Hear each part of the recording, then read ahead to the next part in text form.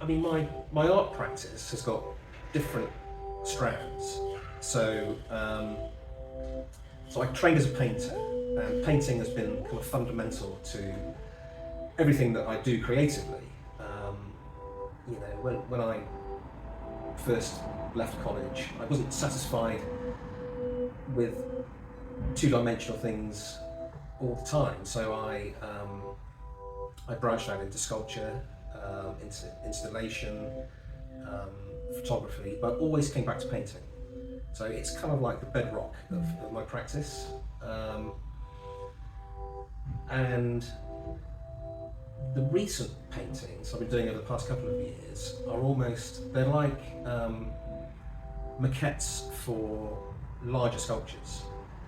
Now, that could be an actual sculpture that I've made, you know, because I do make sort of large scale constructions that are kind of, you know, 4 to 5 meters high, or the maquettes could relate to something more fantastical that couldn't be built. It's a kind of a very imaginary, illusionary object.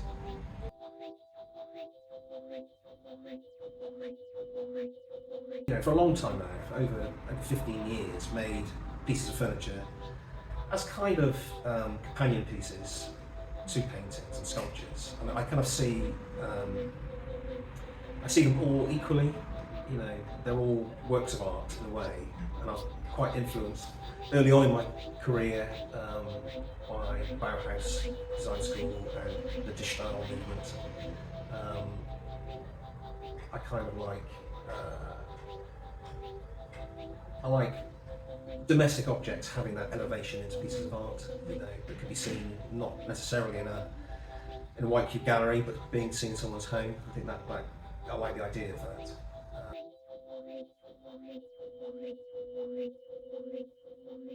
Initially, I start with quite rough sketches, so I will do a lot of quick sketches with pen and colour pencils. Sometimes I would use an iPad, and then from that, if it looks achievable, I will make a CAD drawing, and then it goes into the production. Well, the development of the lamp was interesting because I had to get the help of metal workers. I don't usually work in metal, and yes, it was just getting another perspective on materials. So for the lamp, it's quite a thick piece of metal that's bent into a 60-degree angle, which is a very, very tight angle for that thickness. So I wasn't quite sure how to go about that. So I know an artisan blacksmith who helped me out with that process, and also some engineers as well, just to go through how to access the light bulb and keep the design incredibly minimal.